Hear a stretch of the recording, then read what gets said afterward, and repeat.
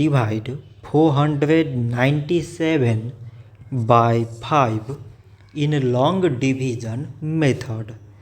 5 times 9 is 45. On subtracting we get 4. So now we put down this 7 and it is 47. 5 times 9 is 45. On subtracting we get 2. So now we have no any other number to put it down. So we take here decimal, so that we put 0. So it is 20 and 5 times 4 is 20. On subtracting we get 0. So 497 divided by 5 is 99.4.